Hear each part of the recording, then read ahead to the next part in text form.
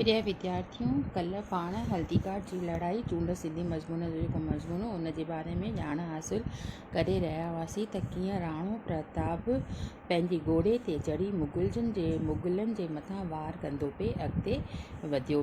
त पाण कल्ह एसि ताईं कयोसीं त उन जॾहिं मुग़लनि जे मथां वार पे कयो तॾहिं राणे ईअं चई पुकारियो हो मान सिंह खे त किथे आहे मान सिंह, किथे आहे इहो नमक हराम दुष्ट, छो नथो अची दूबतू थिए। त ओचितो हुन जे पुठियां आवाज़ ॿुधाई त बीह, अवल मूंसां मुक़ाबिलो कर, पोइ मान सिंह खे ॻोल्ह। राणे ललकारे चयो त टरी पासे थी छोरा, मुंहिंजे साम्हूं न अचु, आउं पंहिंजे भाउ खे न मारींदुसि। इहो जेको हो आवाज़ु हो शक्ति सिंह जो। इहो हो संदसि भाउ शक्ति सिंह जो वञी मुग़लनि सां मिलत थियो हो। मां तव्हांखे शुरूअ में ई ॿुधायो त राजपूत ऐं मुग़लनि जी पंहिंजे पाण में जॾहिं लड़ाई थी रही हुई तॾहिं जेके राणे जा ख़ुदि जा पंहिंजा मेंबर हुआ, पंहिंजी बिरादरीअ जा सदस्य हुआ, मेंबर उहे बि वञी मुग़लनि सां बराबरी कयाऊं। छो जो हिन जो जेको भाउ शक्ति सिंह ऐं हिन जो जेको वेझो अज़ीज़ हो उहो मान सिंह सभु उन जे बरख़िलाफ़ थी बीठा हुआ, पर राणे पंहिंजी आण कान मञी हुई ऐं उन चयो हो त मां पंहिंजो क़िलो वापसि जीते ई रहंदुसि। इहो हो संदसि भाउ शक्ति सिंह। शक्ति सिंह इन खे आवाज़ु ॾिनो त पहिरीं मूंखे मार, जो वञी मुग़लनि सां मिलत थियो हो। शक्ति सिंह जवाबु ॾिनो तो मुंहिंजी इज़त वरिती आहे, तंहिं करे लाचार मूं वञी मुग़लनि जो पासो वरितो आहे, हाणे बाइपी वरी कहिड़ी। बेशक दखण, राणे तरार खप में विझी चयो त जेकॾहिं तोखे बाइपीअ जो लिहाज़ कोन थो पवे त तूं बिलाशिक दखण, आउं पंहिंजा हथ भाउ जे रत में कोन रंगींदुसि। भाउ जी अहिड़ी लियाकत ऐं मरवत ॾिसी शक्ति सिंह खे अचानक रोअणु अची वियो ऐं हटी परे थी बीठो। राणो धूकींदो वञी मानसिंह जे मथां कड़कियो। मानसिंह ज़रे घटि मोह हो, पर संदसि घोड़ेसवार राणे खे वकोड़े विया। हाणे ख़ुदि संदसि जीव जोखे में हो। राजपूत घोड़ो घणो ई भेड़ो थी राणे ते पतंग जियां पिया, पर वरियो ई कीन। पोशाक पुर्ज़ा पुर्ज़ा थी पई हुअसि ऐं ज़ख़्मनि मां खून पे चुकियुसि, पर घबरायो ई कीन। उहो ॻाढ़ो झंडो हथ में जलियो मुग़लनि ते हलां करे पे उन्हनि खे पुठिते हटायईं, पर हू वरी घेरो करे थे वियसि। राजपूत सरदार घणी तादाद में मारिजी विया हुआ, छो जो हुआ ई थोड़ा, मुग़लनि जा त वधीक ई हुआ न। मुठ खन जेतिरा जे अञा सलामत हुआ, तिन सूर्यनि वांगुरु सिर ॾेई राणे खे 2-4 दफ़ा दुश्मन जे चंबे खां बचायो, मगर मुग़ल नेठि ग़ालिब पइजी विया। हिन वियल जे वक़्तु झाला जो सूर्य सरदार पंहिंजो सिर फिदा करे राणा खे न बचाए हा त राजस्थान में अॼु मातम मची वञे हा। राणे खे वाको करे चयईं, बसि हाणे का बि उमेद ॾिसण में कान थी अचे, पर राणे जवाबु ॾिनो त जेसिताईं रॻुनि में रतीअ जेतिरो बि साह अथमि तेसिताईं उमेद न लाहिणु घुरिजे। झाला जे सरदार चयो त बेशक मुल्क जी बहबूदी अव्हां ते ई मुनसिर आहे। पाण खे बचायो त राजस्थान जे उझायल जीवत अञा बि जाॻाए सघो था, अञा बि भॼी पाण बचाइण जी वेल न वेई आहे। मतिलबु जेको मुखी हूंदो आहे राणो हो, उहो उनखे त बचाइणु ज़रूरी हो न। त झाला जे सरदार उनखे चयो त अॼु बसि एतिरो ई कयो ऐं पोइ वरी तव्हां युद्ध में अचिजो ऐं नावबना थी करे अचिजो। राणे घणे जोश सां जवाबु ॾिनो त प्रताप सिंह रणभूमीअ मां मुए माराए बिना मूर न मोटंदो। अहिड़े कायर पिणे जी मत मूंखे भलाई करे न आस। झाला सरदार उनखे चई रहियो हो त तव्हां अॼु वञो ऐं पोइ अचिजो। झाला जे सरदार लीलाए अर्ज़ु कयो त आउं त अव्हांखे रुॻो देश जी रखिया करण जी वेनती थो करियां, अव्हां खां सवाइ उन जो कहिड़ो आधार आहे।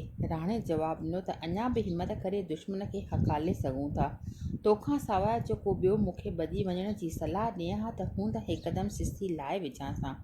झाला जे सरदार चयो त पंहिंजे लश्कर ॾांहुं त निहारियो, ॾिसो त सुबुह जो जेके 20,000 सुरमा साण आंदा हुआ, तिन मां बाक़ी केतिरा वञी बचिया आहिनि। ऐं ही पर्बत जेॾो लश्कर जेको मुग़लनि जो लश्कर हो तमामु वॾो हो, चौगर्द वराए वियो हो। तंहिं ॾे बि त निगाह करियो भला, असां शहज़ादे सलीम खे कीन लड़ाईअ जे मैदान मां भॼाए कढियो, पांडुअनि कीन पहिरियां ई रणभूमीअ मां भॼी विया, पोइ वरी जॾहिं मोटी आया तॾहिं संदन जय थी। महिरबानी करे राजस्थान ते रहम करियो, पंहिंजी रयत जी सदके माना पंहिंजे जनता जे ख़ातिर प्रजा जे ख़ातिर सदके पंहिंजे ज़ालुनि जी इज़त बचाइण लाइ ऐं पंहिंजे क़ौम जी पालना ख़ातिर पंहिंजे हयातीअ जो ख़ैरु घुरो माना पंहिंजी जीवत बचायो। भॼी वञण में कहिड़ो अहम आहे? ख़ुदि श्री कृष्ण की न रणॿोड़ीअ मां भॼी वियो हो ऐं पोइ मोटी आयो त इन में को बि बुरो कान्हे। ऐं उनखे राणे खे इहा झाला जो सरदार जेका इहा सलाह ॾिए थो। राणे वराणे ॾिनी त तहक़ीक़ माना बराबरि हाल हयाती बचणी पई। उमेद त जल्दी ई वञी वठी दुश्मन सां मुंहुं मुक़ाबिल थींदुसि। ईअं चई जाला जे सरदार खां मोकिलाए वठी घोड़े खे मैदान ॾिनई। जाला जो सरदार वीरमान वांगुरु थी विढ़ियो ऐं संदसि तरार पाण चङीअ तरह मोकियो। पर हिन जी हिमत हेॾे अखी 4 लश्कर सां पूरी पवण जी न हुई। नेठि मारिजी वियो। राणो प्रताप मुगलनि जे लश्कर विचूं वाट कंदो पिए वियो। घणई प्यादनि ऐं घोड़ेसवारनि खेसि रोकण जी कोशिश कई पर हिन जे घोड़े जो ज़मीन ते पेर बि न थिए कुतो। वाच वांगुरु ॼण लश्कर मथां उॾामंदे पियो। वाच वांगुरु माना हवा वांगुरु। पर थोरे ई अर्से में साणो थी किरी पियो ऐं मरी वियो। अञा राणे हेठि निड़ी मस वफ़ादार वैट खे वैट माना जानवर उनजो जेको घोड़ो आहे जानवर खे वैट बि चइबो आहे त मस चुमी ॾिनी मस त पाणसि शक्ति सिंह जो परियां बीठो हो। तंहिं सट ॾेई मुअल घोड़े तां संज लाइ पंहिंजे घोड़े ते रखी राणे खे चयो त भलाई करे हिन ते चढ़ी पंधु पओ। मुंहिंजा अपराध खिमिया करियो। आऊं ई अव्हांजी दुर्गतीअ जो कारण आहियां। अंत विचूं मुगलनि सां मिली अव्हां सां डोह करे माना तव्हां सां जेको आहे तमामु घणी दगा कई आहे उन्हनि खे माथुर जो मुंहुं ॾेखारियो। जे अहिड़ी कमियाणी न करियां हा त उदयपुर जे राणे खे हीअं अकेलो भॼणो की न पवे हा। इहो हो शक्ति सिंह। मतिलबु केरु कुझु बि करे उनखे कॉन्शियस त अलाउ कंदो ई न। मतिलबु उनजो विवेक उनखे अलाउ कयो। उनखे अंदरि उन मां विवेक जाॻियो ऐं राणे खे बचाइण जे ख़ातिर उन शक्ति सिंह जेको आहे उनखे पंहिंजो घोड़ो ॾिनो ऐं उनजो जेको ताज हो उनजे मथां लाहे करे उनखे जेको घोड़े ते रखे करे संज जेको हो उनजो पाईंदा आहिनि घोड़े खे त उहो लाहे करे उन राणे खे ॾिनो ऐं उन पंहिंजे घोड़े ते माना शक्ति सिंह पंहिंजे घोड़े ते राणे खे विहारे करे उतां युद्ध जे मैदान मां हटायो ऐं उनजी जान बचाई। राणे दिलासो ॾेई चयसि त पुट उन्हीअ में तुंहिंजो कहिड़ो ॾोह आहे। कंहिंजो ॾींहुं न विंगो थिए माना कंहिंजी क़िस्मत न ख़राबु थिए पर इन्हीअ में बि को भलो आहे। मूंखे पाण मोहलत मिली ॼाण त वरी युद्ध जूटींदासीं। शक्ति सिंह जवाबु ॾिनो शल ईश्वर अव्हांखे सोभारो करे माना कामयाबु करे। जॾहिं मोटी मैदान ते लहंदो तॾहिं मूंखे पाण सां बिट थी विढ़ंदो ॾिसंदो। पोइ राणे वठी घोड़ो हकिलियो। अञा थोरो वधियो ई की न त शहज़ादो सलीम ऐं राजा मानसिंह अची निकिता। शहज़ादे शक्ति सिंह खां पुछियो त राणो किथे केतिरे परे वियो हूंदो। शक्ति सिंह सूंड पाए जवाबु ॾिनो त तव्हांजी पहुच खां ॿाहिरि। मूंखे यकीन आहे त अव्हीं खेसि रसे की न सघंदा। शहज़ादे चयो त कूड़ थो ॻाल्हाई। राणे जे घोड़े जो ढूंढ माना हुनजो लाश हिते पियो आहे जंहिंमां साबित थिए थो त पाण घणो परे न हूंदो। कर सची आउं माफ़ीअ जो अंजाम थो ॾियां।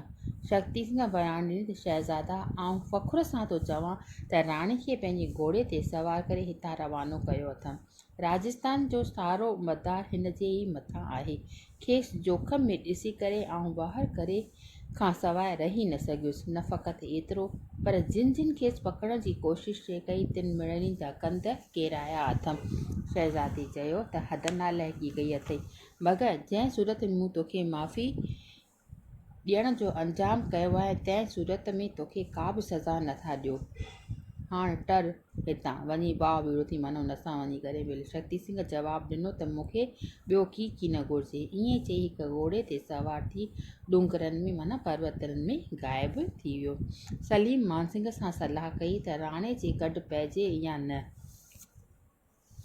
मानसिंह जंहिंजी दिलि हिन सूरमे खे जोखन में ॾिसी भिॼी पई हुई तंहिं चयो त राणे जे पुठियां पवणु मुश्किल आहे छो त जिन लखनि मां माना जिन रस्तनि तां हू लंघियो हूंदो से निहायत अणांगा आहिनि। उहे ॾुखिया आहिनि। हाणे हीअ फतेह ई असांजे लाइ बसि आहे।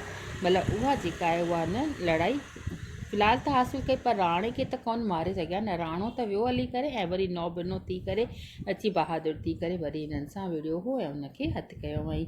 सलीम जो ऐश ऐं तन आसानीअ जो तालबो हो। सलीम केरु? अकबर जो पुटु। मतिलबु उहे त जोधा जवान त हुआ पर सुस्ती बि हुई, छो जो राजा ई ॿार हुआ।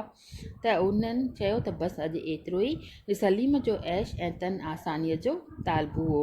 मतिलबु मुश्किलातुनि सां त उनजो मुक़ाबिलो ई कोन हो, इन करे हू विया हली करे उन युद्ध मां।